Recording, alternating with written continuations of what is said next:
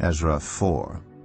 When the enemies of Judah and Benjamin heard that the exiles were building a temple for the Lord, the God of Israel, they came to Zerubbabel and to the heads of the families and said, "Let us help you build, because like you we seek your God, and have been sacrificing to him since the time of Esarhaddon, king of Assyria, who brought us here."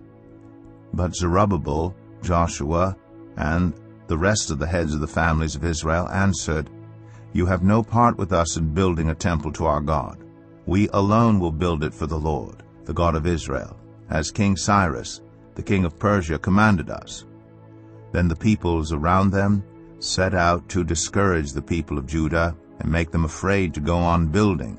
They bribed officials to work against them and frustrate their plans during the entire reign of Cyrus, king of Persia, and down to the reign of Darius, king of Persia. At the beginning of the reign of Xerxes, they lodged an accusation against the people of Judah and Jerusalem.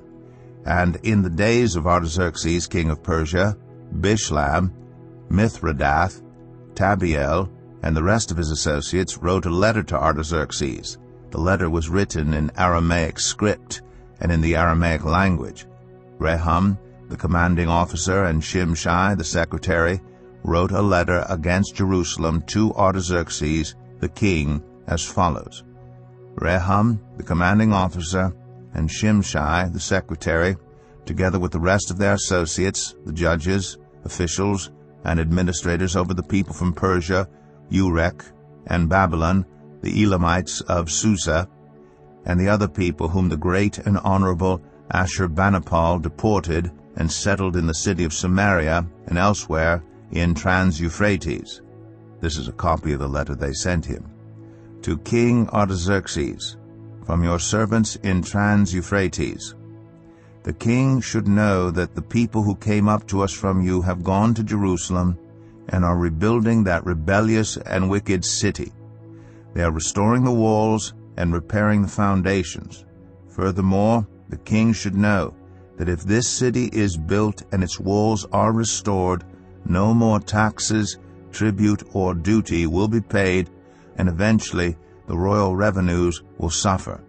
Now, since we are under obligation to the palace, and it is not proper for us to see the king dishonored, we are sending this message to inform the king, so that a search may be made in the archives of your predecessors.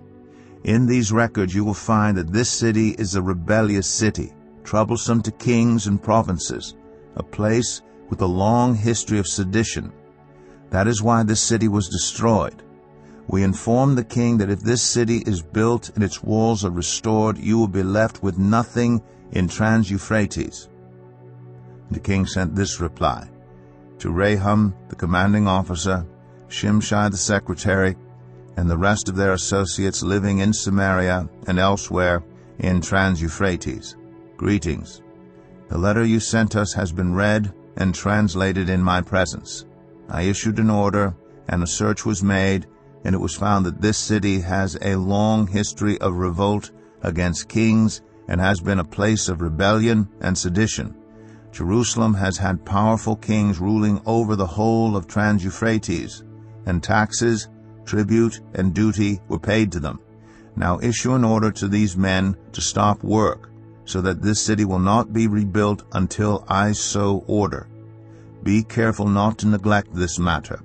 Why let this threat grow, to the detriment of the royal interests? As soon as the copy of the letter of King Artaxerxes was read to Rehum and Shimshai the secretary and their associates, they went immediately to the Jews in Jerusalem and compelled them by force to stop. Thus the work on the house of God in Jerusalem came to a standstill until the second year of the reign of Darius, king of Persia.